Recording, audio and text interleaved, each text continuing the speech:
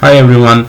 As promised, in this video we are going to continue with our hypothetical company ABC Inc. and we are going to start the very first balance sheet for this company based on the transactions we recorded in the past videos. And I will also post the particular spreadsheet so you can take a look and basically review it.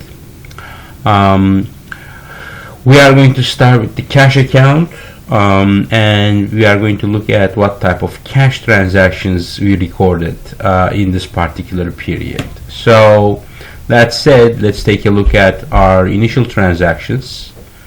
We are going to have a debit balance for cash when we issued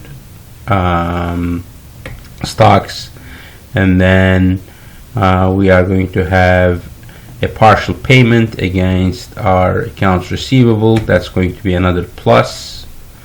Then we have a payment that's going to be minus. Then we are going to have a payment towards partial payment, I should say, towards the inventory that we did. And then we are going to have another partial payment against our accounts payable. That's going to reduce our cash. At the beginning of the period, we prepaid rent. That's going to reduce our cash as well, so it's negative. And then we are going to have bank loan, and that's going to be a positive because it's going to increase our cash as well. The last entry that we missed here is specifically it's going to be the advance payment that we received from transaction 4 that I missed earlier as I was going through the transactions, but this is pretty much it. So we captured all the cash transactions, and it turns out our cash balance is $516,000. Now let's take a look at accounts receivable. Again, we are going to look at our entire transactions. The accounts receivable increases when we make a credit sale, and then we have a partial payment against the accounts receivable. That's going to decrease our accounts receivable. And then I'm checking other pieces to see if there are any other partial payments, and there is none. So we are pretty much done with accounts receivable as well. So as we are going to see, we are going to have an accounts receivable balance of $5,000. Now let's take a look at our inventory.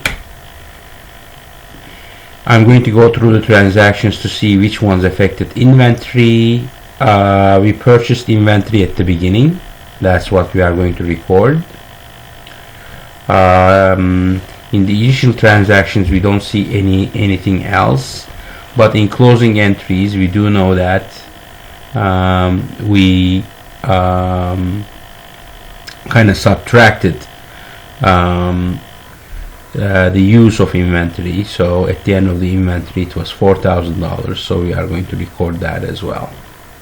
So let me make sure this works. Let's do that quickly again. So inventory 5,000 minus inventory usage from the closing entry. That's going to give us the $4,000. In the next video, we are going to continue with recording the rest of the assets and possibly the liabilities.